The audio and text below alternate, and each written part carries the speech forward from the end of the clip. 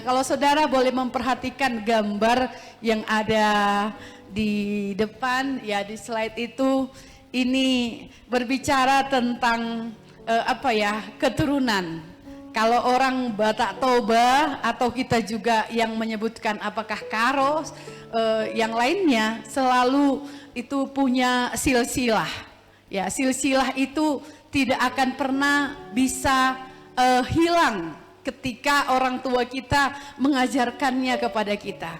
Saya ingat sekali Bapak Ibu, sebelum orang tua saya meninggal, masih SMP dulu, masih SMP, sudah diajarkan, dia kasih kopian, ya dikasih kopian, lalu ditulis di sana kita dari opung mana. Kemudian dari opung itu berapa anaknya. Lalu anaknya ini punya anak lagi. Lalu kita di bagian mana? Dan siapa yang sejajar dengan kita? Jadi di silsilah itu, kalau kita kemanapun kita nggak bisa kesasar ya. Tapi mau dimanapun kita tinggal, ketika kita bilang aku nomor 13 misalnya. Oh ya, aku nomor 14. Nah, berarti lebih tua gitu kira-kira Bapak Ibu ya, berbicara tentang silsilah. Nah, saya tidak tahu bagaimana dengan orang tua atau keluarga Bapak Ibu, apakah mencatat silsilah seperti ini sehingga mau dimanapun kita merantau tetap ada ya. Waktu lalu ketika di Jakarta ada pesta adik kita, sampai opungnya, ternyata kita opung itu bersaudara dapat. Disebutkan ini opungnya, di sini tinggal ini, dapat semuanya. Karena ada silsilah Bapak Ibu. Nah, di hari ini Bapak Ibu lihatlah kekuatan garis keturunan. Nah, keturunan yang dimaksud di sini, coba Bapak Ibu perhatikan yang digambar itu, ada ujungnya itu bapaknya ya, ada kira-kira anaknya, kemudian di bawahnya lagi sampai mungkin kalau mau kita lihat sampai keturunan keberapa ini ditemukan di dalam gambar ini. Tapi ini hanya sebagai contoh kecil. Nah, bagaimana kekuatan garis keturunan itu boleh terjaga dalam diri kita sesuai dengan tema kita di sepanjang bulan Juni ini, membangun warisan ilahi. Bapak Ibu, nanti kita akan lihat seperti apa caranya, kekuatan garis keturunan itu seperti apa. Dalam Galatia pasal 4 ayat 7. Yuk kita buka bersama Galatia pasal 4 ayat yang ke-7.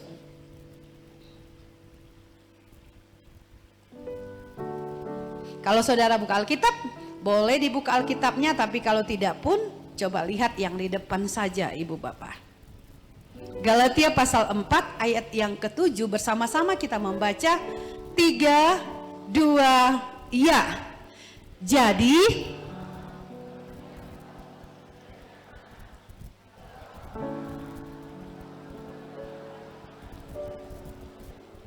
oke, sekali lagi saya baca.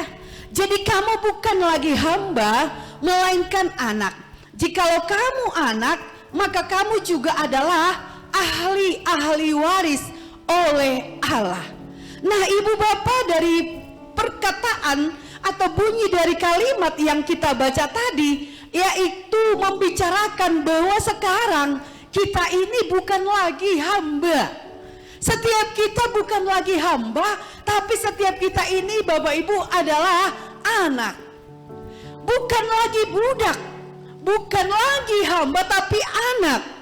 Nah, pernyataan ini menjelaskan kepada setiap kita bahwa keberadaan kita setelah di dalam Yesus Kristus, setelah kita menerima Dia sebagai Tuhan dan Juru Selamat kita, maka dikatakan status yang menjadi budak atau hamba itu berubah menjadi anak.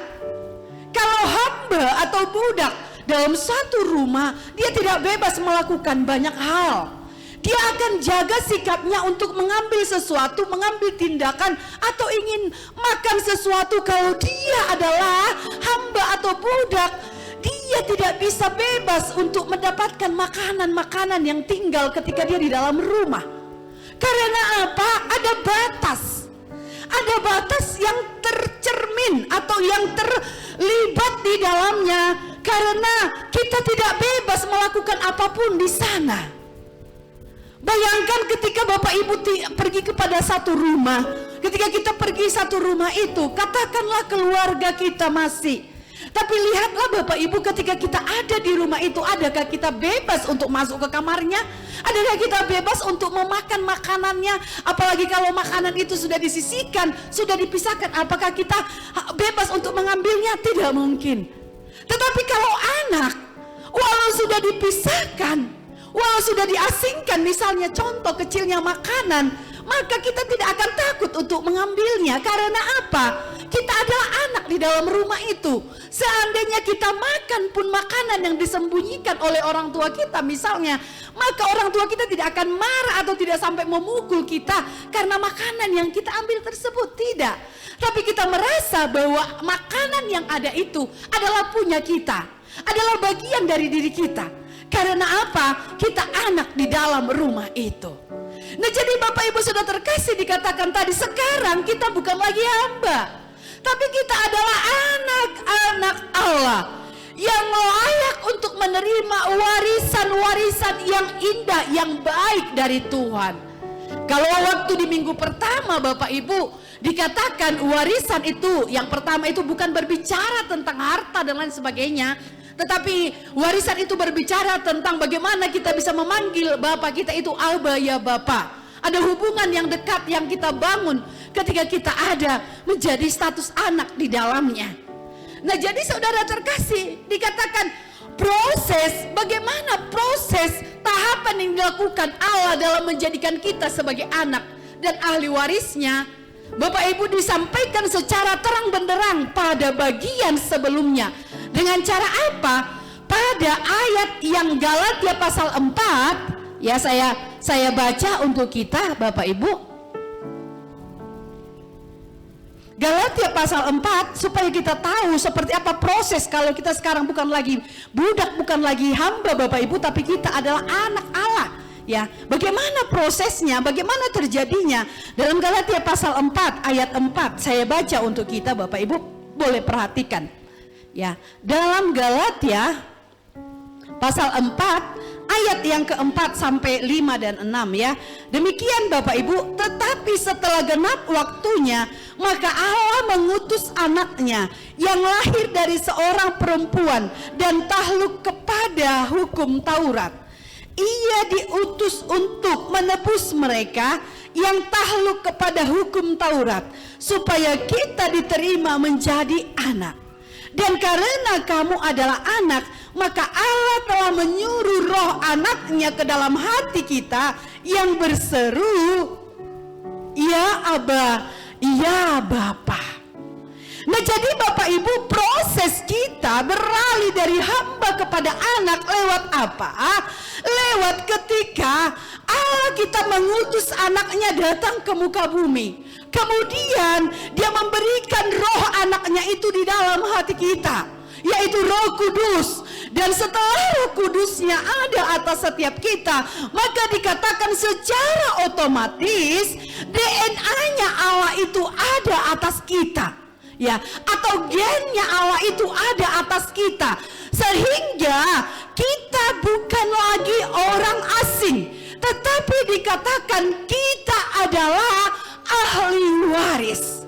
Jadi sangat sederhana Ibu Bapak, setelah Allah mengutus anaknya yaitu Yesus Kristus lahir dari seorang wanita yang disebut tadi Maria, maka dikatakan dia menjadikan rohnya tinggal dalam diri kita. Dan setelah rohnya tinggal dalam diri kita, maka otomatis setelah kita menerima dia sebagai Tuhan dan Juru Selamat kita, maka dikatakan otomatis status yang menjadi hamba atau budak itu secara otomatis luruh atau lepas dari kita Bapak Ibu.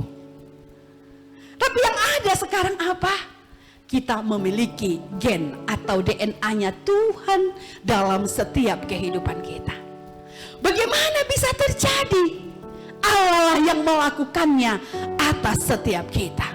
Makanya ketika kita memahami dan menyadari Bapak Ibu bahwa DNA atau gennya Allah ada atas setiap kita, maka berhentilah kita memusatkan perhatian kita kepada kelemahan, atau kekurangan atau latar belakang dan garis keturunan jasmani kita. Berhentilah kita. Suatu saat ada seorang anak konseling dengan saya, dia bilang, "Ibu, hidupku sangat susah. Ya, kalau bisa lebih baik aku mati. Karena apa yang kualami sangat pahit." Saya mulai mendengar dan mendengar dia terus bercerita. "Ibu, setiap hari aku melihat ibuku selalu dipukul. Terjadi KDRT terhadap mamaku. Setiap hari mau pagi, siang dan malam, ibuku selalu mengalami kekerasan dari bapakku. Kebetulan dia tinggal di suatu desa terpencil, ibu bapak. Lalu dikatakan di rumahnya itu masih bertangga. Jadi bapak ini, suaminya tidak sungkan, tidak segan menendang sang ibu, karena kebetulan ada tangga-tangga ke bawah, menendang istrinya sampai ke bawah. Tangga itu ada sekitar 10 tangga karena masih di desa sekali, masih pelosok sekali. Lalu dia bilang, dia lempar itu, dia tendang itu sang istri, ya, dari atas sampai ke bawah. Nanti ketika masakan tidak segera ada, maka bapaknya akan segera juga melakukan kekerasan. Jadi setiap saat, waktu itu dia masih usia SMP, Bapak Ibu, setiap saat dia melihat orang tuanya, mamanya babak belur. Ya, bibirlah pecah, ini rambut ini sampai ditarik ke bawah karena katanya ya mamanya ini panjang rambutnya.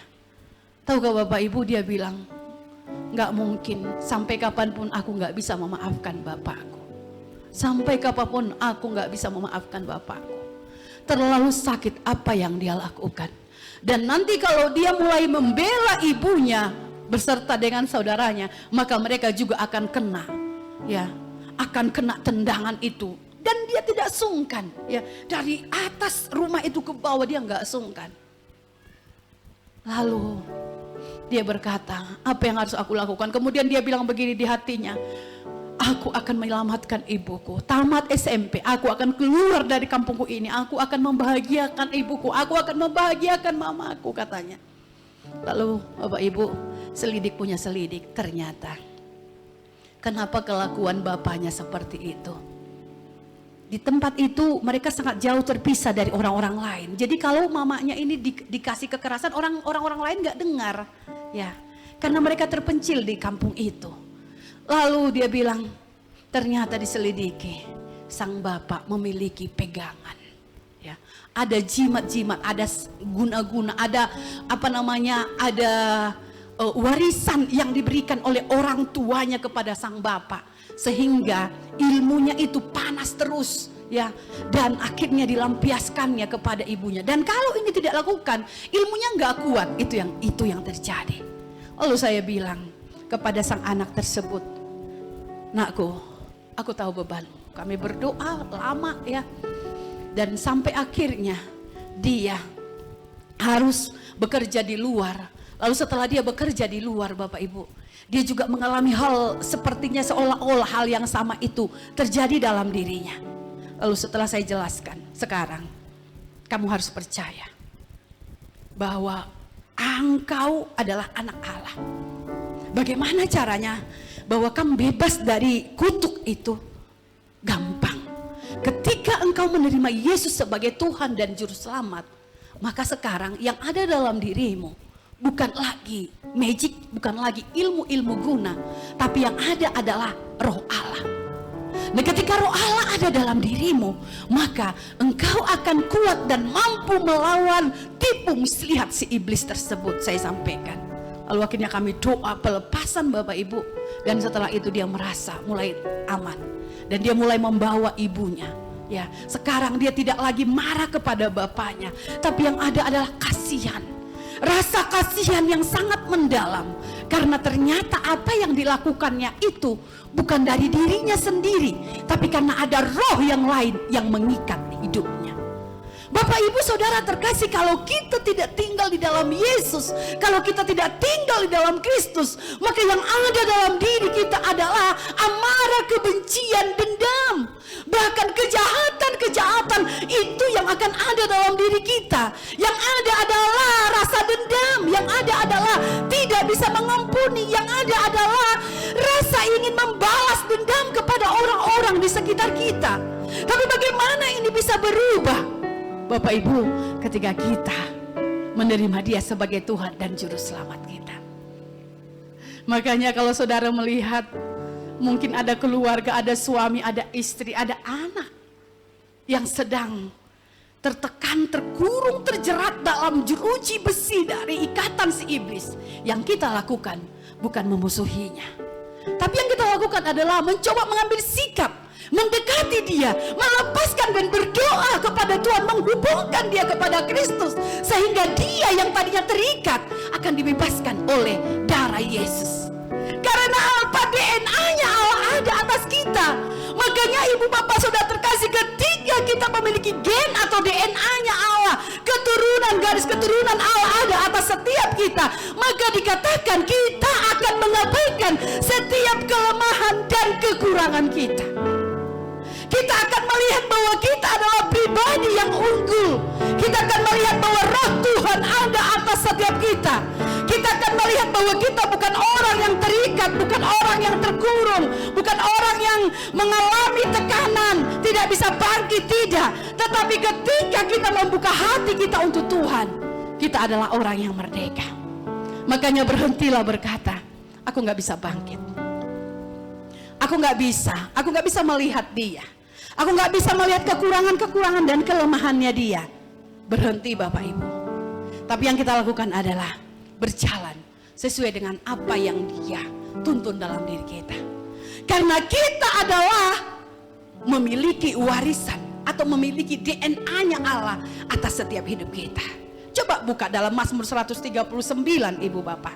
Ya, Mazmur 139 ayat 16. Ini ayat yang luar biasa ya, dan ayat ini sudah sering kita baca. Mazmur 139. Boleh diklik Naku, ayat 16.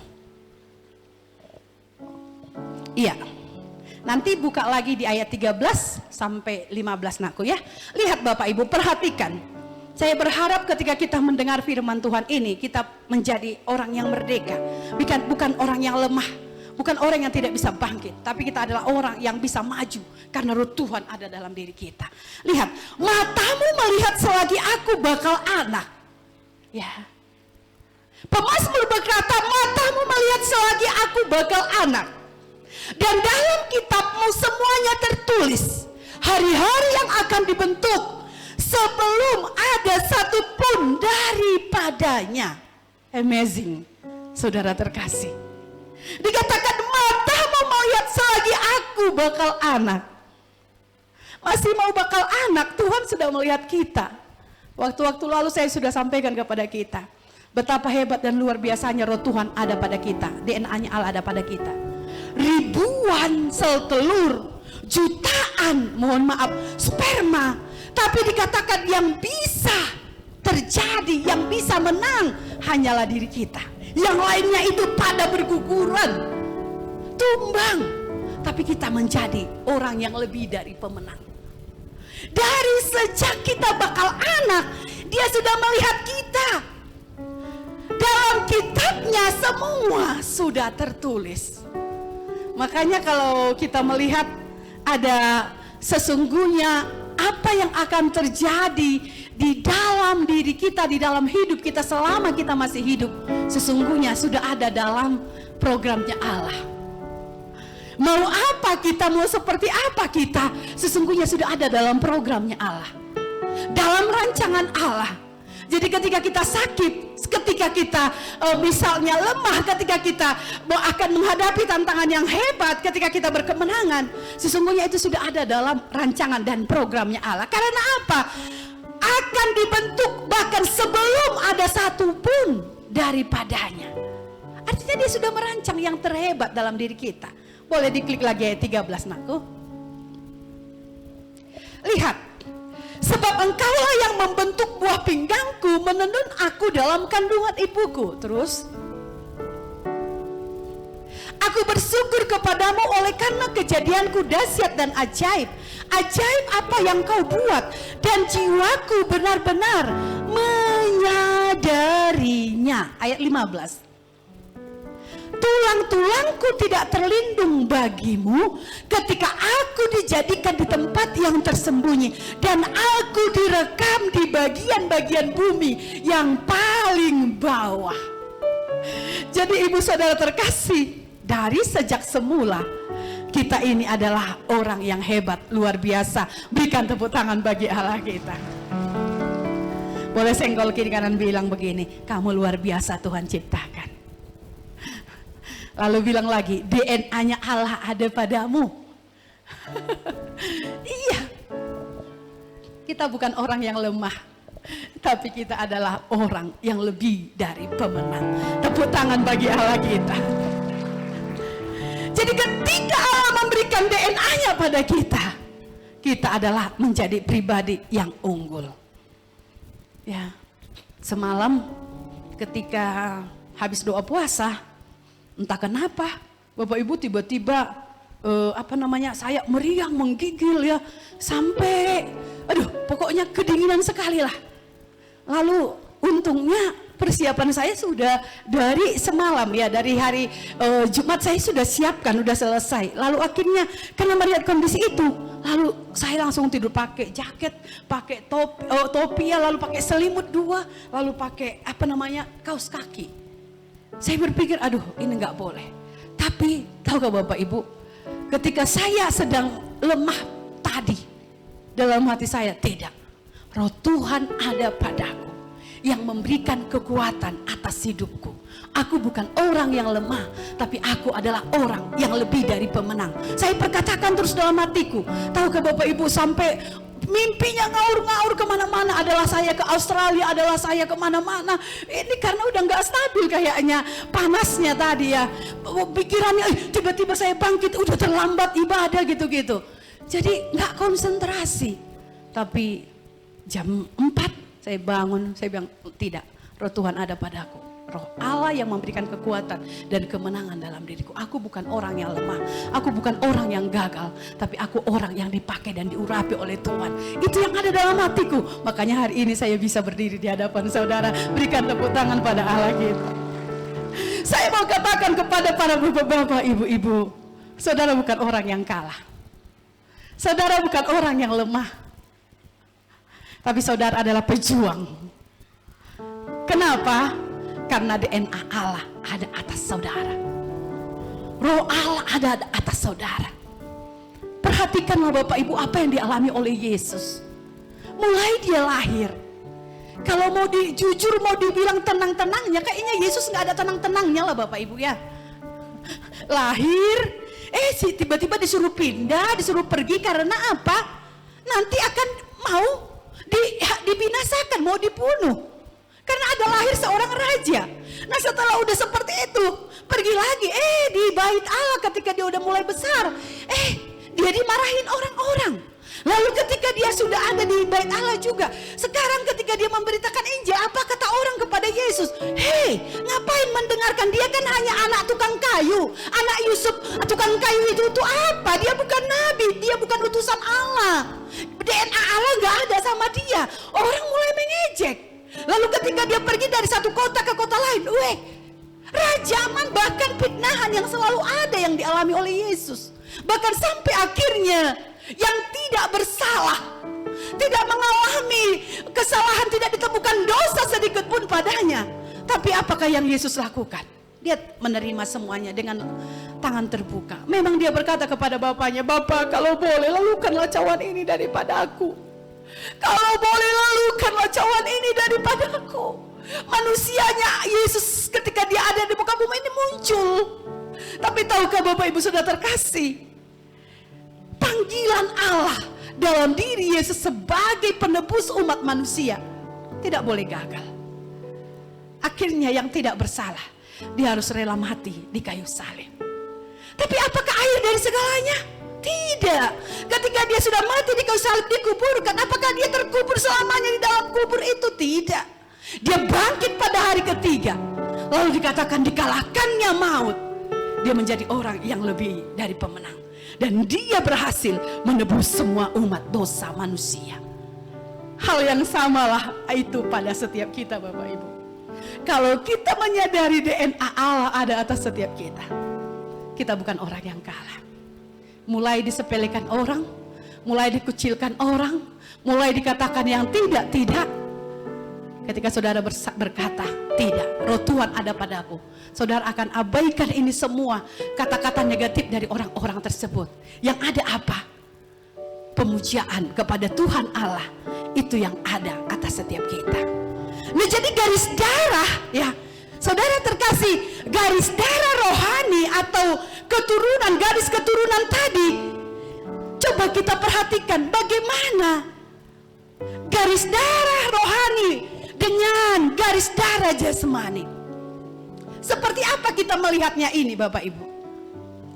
Saudara mungkin masih mengingat seperti apa garis darah jasmani atau rohani yang terjadi dalam diri Timotius. Ya. Timotius dikatakan bahwa dia memiliki yang disebut nenek. Kemudian ibunya, neneknya Lois, kemudian ibunya Eunike. Saudara terkasih, ini antara nenek kemudian kepada anaknya mewariskan keturunan atau mewariskan darah rohani kepada anaknya, kepada cucunya yang disebut dengan Timotius. Jadi segala sesuatu yang dialami atau apa yang dimiliki oleh Timotius tidak secara langsung, secara tiba-tiba dia menjadi seorang hamba Tuhan, tidak. Tapi garis darah rohani itu ada padanya dari apa yang dilakukan oleh neneknya, yaitu Lois. Neneknya ini mengajarkan hal-hal yang baik kepada Timotius. Bagaimana dia beribadah, bagaimana dia membaca firman, bagaimana dia melayani. Hal ini disampaikan oleh neneknya kepada Timotius. Nah, demikian juga ibunya dari neneknya kepada anaknya, yaitu Eunike. Sekarang ibunya Timotius, Eunike ini mewariskan lagi kepada Timotius darah rohani, bahwa hal-hal yang baik yang berbicara tentang kebaikan Tuhan itu yang disampaikan oleh ibunya kepada Timotius. Makanya kalau Bapak Ibu nanti membaca dalam Alkitab kita, bagaimana ketika Timotius mengalami tantangan, ibunya mengingatkan kembali kepada dia. Bahkan Rasul Paulus mengingatkan kembali kepada dia, ingatlah, dari sejak nenekmu kepada ibumu telah mengajarkan hal-hal yang hebat tentang Allah dalam dirimu. Jadi jangan menganggap dirimu mudah, jangan menganggap dirimu lemah karena engkau masih muda. Tapi kamu harus tahu warisan darah rohani itu sudah dilakukan oleh nenek kepada ibu dan juga langsung kepada dia sekarang. Makanya ibu bapak saudara terkasih, warisan dari orang-orang yang kita kasihi, bahkan DNA Allah yang diwariskan oleh keluarga kita kepada anak-anak kita, itu sangat berharga. Kalau warisan secara jasmani itu bisa kita lihat tadi ya, dari gambar itu, dari kakek kepada ibu, lalu kepada anak-anaknya, itulah normal. Makanya disebut seperti saya, famnya adalah pak-pahan, maka saya baru pak-pahan, kemudian nanti anak saya misalnya David, pak-pahan. Itu kalau di kita karo. Ini secara garis keturunan, secara jasmani, darah jasmaninya. Tapi secara spirit dikatakan, ternyata kita harus mewariskan hal-hal yang berbicara tentang kerohanian kepada anak-anak kita. Inilah yang akan membuat mereka semakin mengenal Tuhan Allah kita. Inilah yang akan membuat anak-anak kita semakin melihat bahwa Tuhan dahsyat memakai mereka. Makanya ibu bapak, setiap kita para orang tua, ayolah wariskanlah yang rohani kepada anak-anak kita. Salah satunya apa? Kita akan berkata kepada anak kita, tidak ada jalan-jalan sebelum ibadah. Ya, tidak ada jalan-jalan sebelum ibadah. Tidak ada rekreasi sebelum ibadah. Mau dimanapun kita harus ibadah dulu. Wow. Ini sederhana, tapi sebenarnya ini tertanam dalam diri anak-anak kita. Bahkan kalau mau radikal kita bilang, tidak ada sarapan sebelum doa. Ya. Tidak ada sarapan sebelum baca Alkitab. Tidak ada kegiatan lain apapun sebelum membaca firman Tuhan. Pertanyaannya, masihkah ini terjadi? Kita lakukan kepada anak-anak kita. Saya berharap ini masih tetap kita kerjakan. Katakan amin. Aduh, nggak yakin aminnya ya. Boleh senggol kiri kanan. Yuk kita mulai lagi ya. Kita mulai lagi.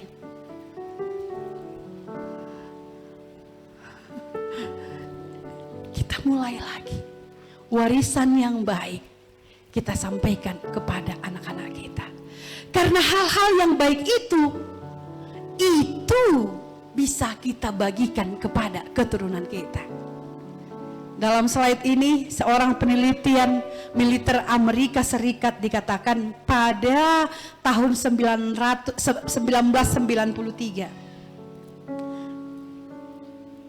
Penelitian militer Amerika ini dia mulai mengambil ya sampel sel darah dari seorang relawan.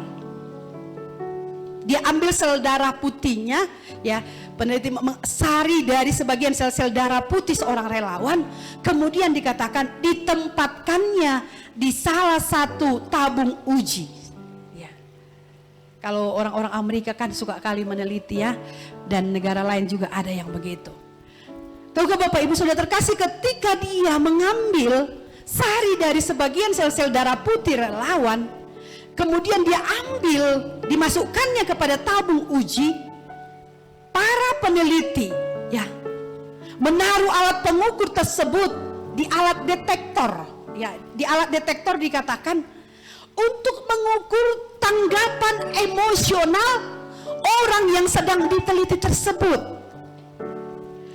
Diambil tadi sel darahnya, dimasukkan ke dalam tabung, kemudian sang relawan tadi ditempatkan di ruangan yang lain dan diminta untuk menonton film ya yang berisi adegan-adegan kekerasan.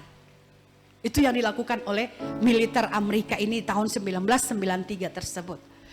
Terpisah, tadi dia ambil sel darahnya, kemudian sekarang relawan ini ditempatkan di satu tempat, kemudian dia disuruh menonton film adegan-adegan kekerasan. Tahukah Bapak Ibu, dikatakan saat relawan ini menonton adegan-adegan kekerasan dalam film perang itu, dan sel darah yang sedang diuji yang ada di dalam ruangan yang berbeda, maka saat relawan gelisah dan mengalami ketegangan, dikatakan alat detektor itu melonjak melampaui batas ukur halaman kertasnya. Artinya detektor itu mendeteksi tanggapan emosionalnya walaupun darah tidak ada lagi di dalam tubuhnya. Tadi terpisah ya, sel darahnya sudah diambil, lalu darah itu dia relawannya di tempat yang lain. Tapi ketika dia menonton dikatakan, maka ini sel darah ini melalui alat detektor itu ternyata memiliki tanggapan emosional melebihi dari batas normal harusnya darah tersebut. Jadi ketika gelisah, darah itu mengalami gejolak ya. Ketika dia mengalami ketakutan, darah itu juga bergejolak. Ketika relawan tadi ketakutan juga, darah itu juga bergejolak. Nah, Bapak Ibu, berangkat dari hasil penelitian ini, maka para ilmuwan menyimpulkan bahwa penyakit kecanduan, cara berpikir yang salah atau kutuk keturunan bisa diturunkan demikian halnya dengan kebiasaan-kebiasaan baik, kemurahan hati, iman dan integritas diturunkan melalui darah kita. Ya. Melalui darah kita ini bisa Makanya tadi disebut, saya bilang gen, DNA. Ya. Walau beberapa unsur dari garis keturunan alami perlu ditangani secara serius, tapi dikatakan kita harus ingat bahwa garis rohani jauh lebih kuat dibanding dengan garis darah yang kita miliki. Makanya dalam 2 Korintus 5 ayat 17 itu berkata apa? Yang lama sudah berlalu, yang baru sudah datang.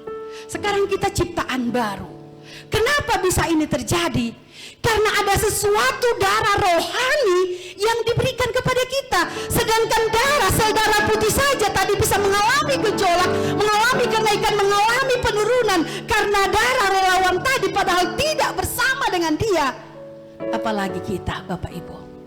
Ketika kita di dalam Yesus, maka yang ada dalam diri kita adalah kemenangan demi kemenangan. Ya. Darah Yesus ada atas setiap kita. Darah Yesus ada setiap kita. Makanya ketika saudara sakit, bilang, darah Yesus sembuhkan aku. Darah Yesus pulihkan aku. Darah Yesus ampuni aku. Oh, darah Yesus bebaskan aku. Karena apa? Garis keturunan ilahi itu diwariskan kepada kita melalui darahnya yang tertumpah di bukit Golgota. Saudara terkasih, hidup ini ya diperhadapkan kepada situasi yang mengalami perlombaan-perlombaan. Kalau kita lemah, maka kita akan tertindas. Kalau kita lemah, kalau kita putus asa, maka kita akan tertawan, Bapak Ibu.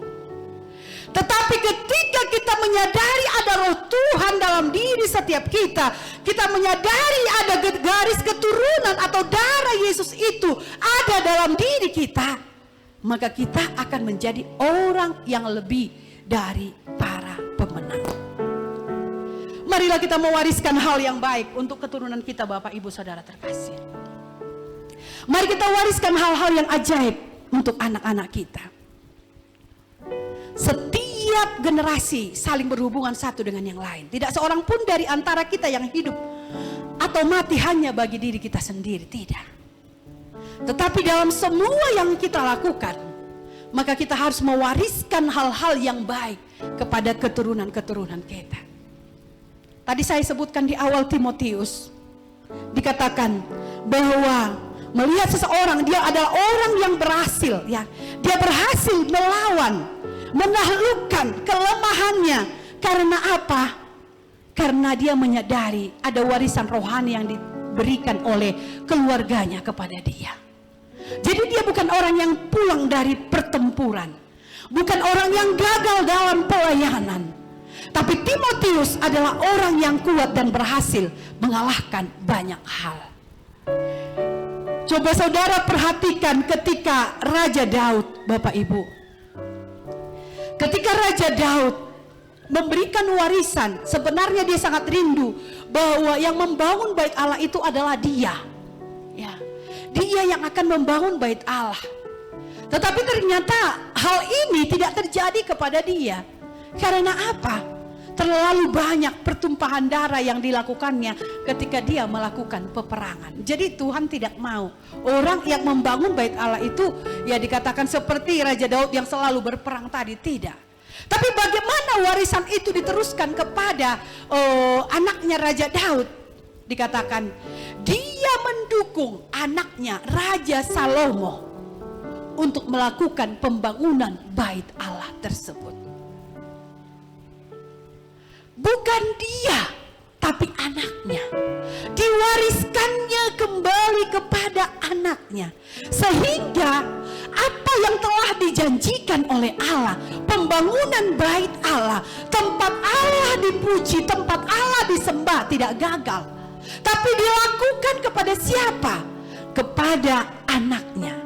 Dalam 1 Tawarik 29 ayat 1 sampai 9, Bapak Ibu boleh dibuka sebentar. Saya rindu saudara supaya kita boleh memahami seperti apa warisan Allah itu kita wariskan lagi kepada anak-anak keturunan yang bersama-sama dengan kita. Ya, dalam 1 Tawarik 29 ayat 1 sampai 9.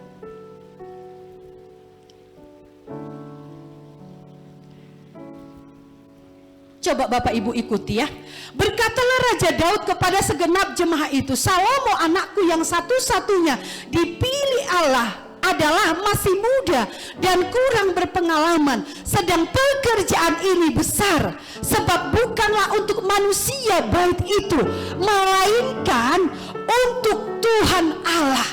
Lihat Bapak Ibu, sekali lagi nakku.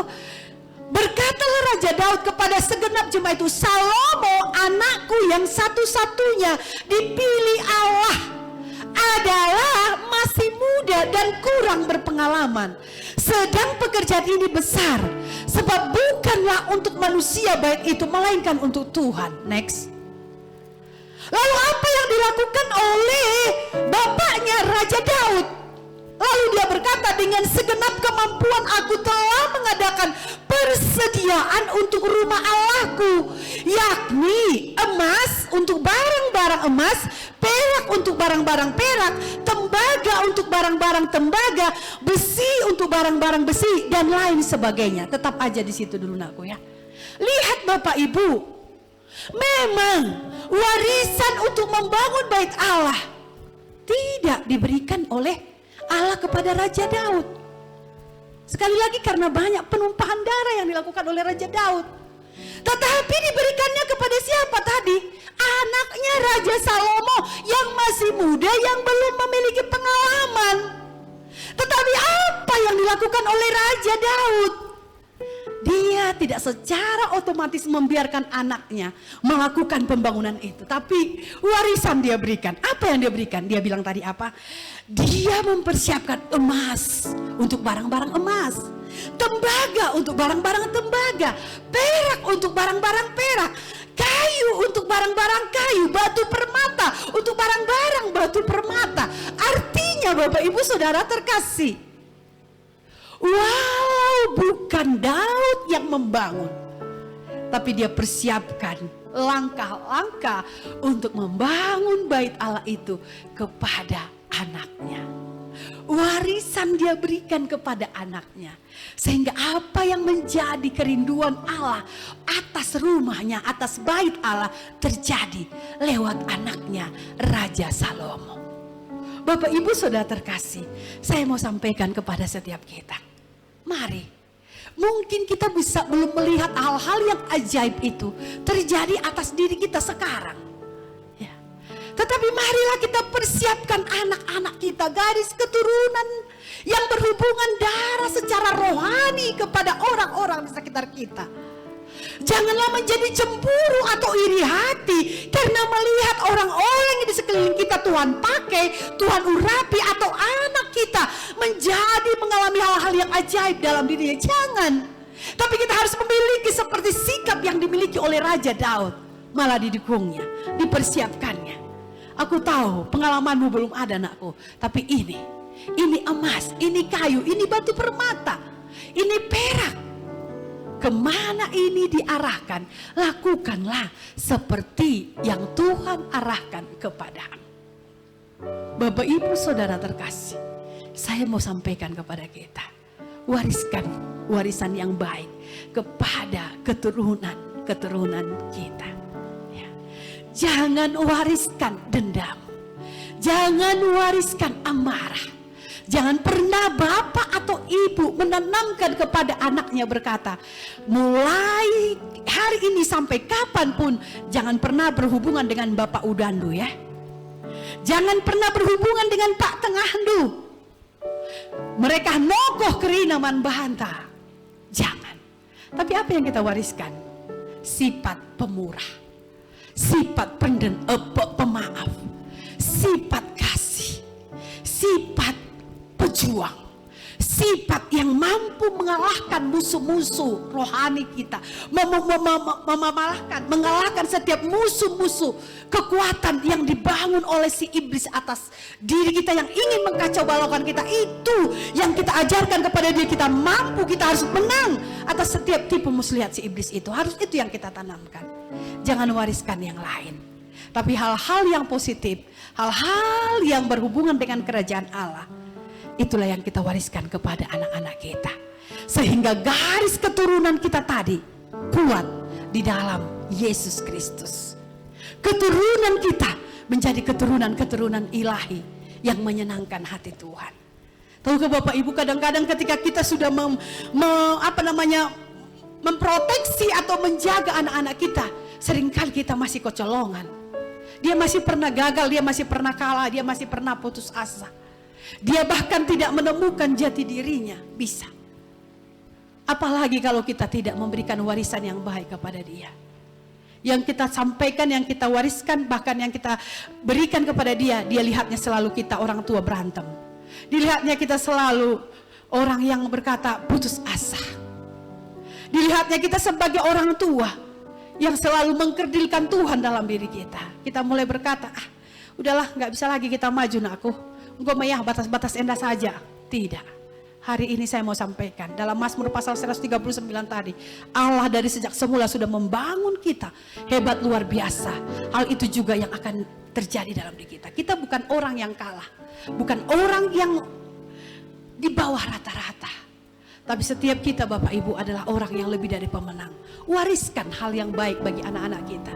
Ya, ibu-ibu, wariskan sifat yang baik bagi anak-anak kita. Ibu-ibu, wariskan sifat rohani kepada anak-anak kita. Jangan biarkan dunia ini mempengaruhi anak-anak kita. Tapi biarkan diri kita sebagai suami istri, anak-anak muda, jangan pernah terpengaruh dengan warisan-warisan dunia ini. Tapi cover diri kita, cover diri Dunakku, anak-anak muda. Sehingga anak-anak muda menjadi bangkit yang lebih daripada pemenang. Darah Yesus ada dalam diri saudara, ada dalam diri Bapak Ibu. Kalau godaan untuk menjadi kalah datang menggerogoti kita, cepat bangkit dan berjuang. Pandang kepada salib Kristus. Darah Yesus, kekuatan dan kemenangan yang diberikan lewat mati di kayu salib, bangkit dari kubur, itu juga yang akan diberikannya kepada setiap kita. Yang penting sambut dia terus dalam diri saudara. Jangan kerdilkan Tuhan dalam diri kita, tapi besarkan Tuhan dalam hidup kita. Maka dia akan melakukan hal yang ajaib atas setiap hidup kita. Mari kita berdoa Bapak Ibu. Haleluya.